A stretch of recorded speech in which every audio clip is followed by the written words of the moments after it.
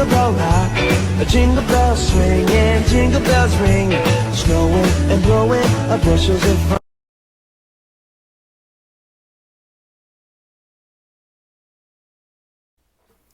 Hey everyone, Lance Danger here, Alvaro Cortez Jr., and I just wanted to do a quick little Christmas episode of Enter the Danger Zone. And if you're wondering why the mask, it's mainly because I mentioned it on my social media. I think the other day I had a small dental surgery. So, just to kind of protect myself, there are stitches in my mouth as we speak. Um, I just have this to not, have something like that up here on camera, and also to protect myself as well from any kind of infection and whatnot. So that out of the way, I just wanted to do a quick video talking about one of my favorite um, comic book issues, and that is issue number 7 of Humberto Ramos's Crimson, back when he was doing Cliffhanger and Image Comics, and later on in DC Comics when DC acquired Jim Lee's Wildstorm Productions studios. So it is the Christmas issue. Like after this issue, there were other Christmas issues as well done throughout the run of Crimson, but to me, this one was the best one. It's almost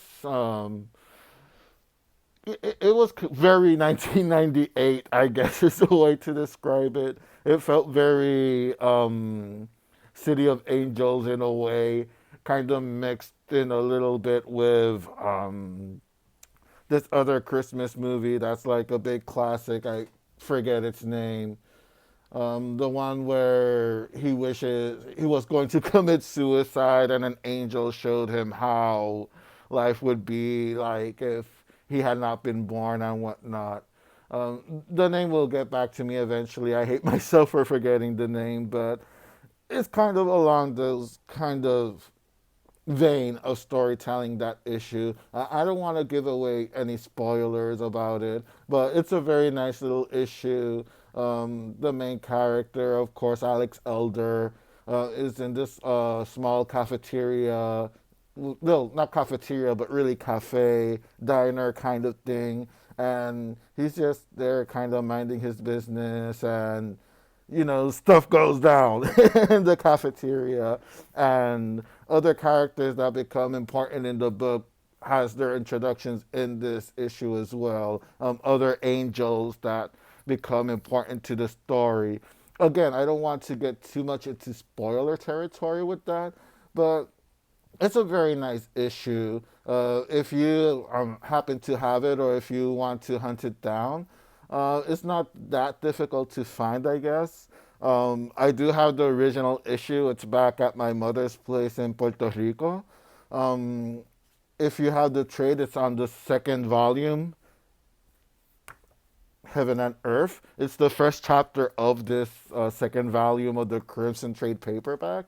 Fortunately, I have all 4 Crimson Trade paperbacks actually, and I also still have the source book and Scarlet X and whatnot. So yeah, Crimson was a great series. It was a fun little series, and one of the few cliffhanger series, at least from the first ones, that actually had a long run and an ending.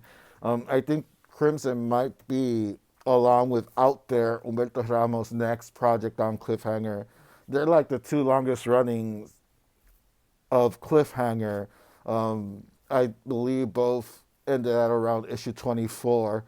It's a shame that Out There didn't have more issues. It kind of ended in a, no pun intended, cliffhanger, that final issue of that series. But it is what it is. Humberto Ramos later on made a spectacular career at Marvel with Spider-Man. He would do on and off again stuff like Revelations for Dark Horse miniseries, Fairy Quest. So he's had a very fruitful career. He's probably had the longest career out of the original cliffhanger trio of Joe Madureira, J. Scott Campbell, and of course Humberto Ramos. Joe Madureira has been like on and off in the comic book industry and focusing more on video games like the Darksiders, I believe is the name of the franchise. Of course, Battle Chasers was turned into a video game as well eventually. Battle Chasers issue number 10 is going to come out soon, apparently, with a different artist. So it'll be nice to see that continuing. And of course, J. Scott Campbell, he did pretty much a one and done with Danger Girl. And with the original miniseries, I believe it was 7 issues. And then he did Wildsiders, which I believe never finished.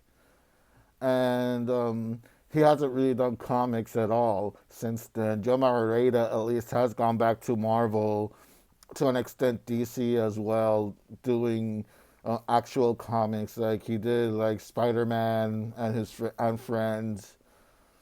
Well, that's not the actual title, but it was the Spider-Man, Astonishing Spider-Man or something like that. That he like teamed up with Wolverine. He did like the first 4 issues, then bailed, and then he did like the first 4 issues of the Inhumans and bailed again.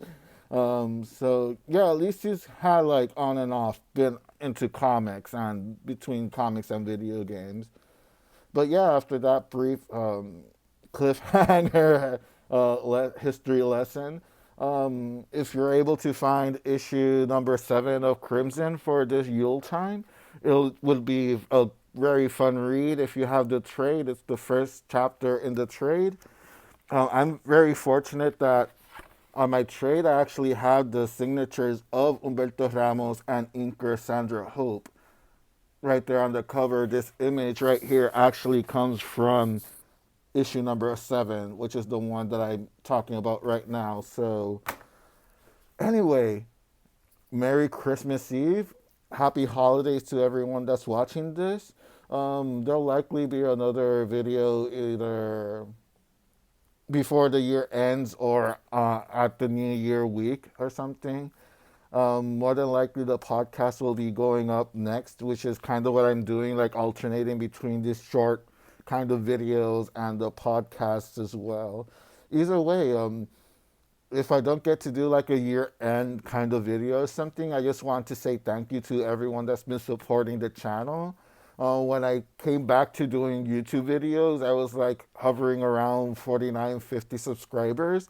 And right now, I'm actually have been steadily going up to now having 92 subscribers, which is fantastic. I hope that everyone has been enjoying the content that I've been putting out there, and I hope you find something of value of what I've been putting out there and what I'll be putting out in the future as well. I have big plans for 2022. Hopefully, it won't turn out to be like 2021's plans. A lot of the stuff I planned for 2021 is going to be shifting into 2022 instead. So hopefully it'll be a busy year full of content and such. And again, Merry Christmas to everyone. Happy holidays to those that prefer to just say happy holidays. And have a great new year if I don't see you by then.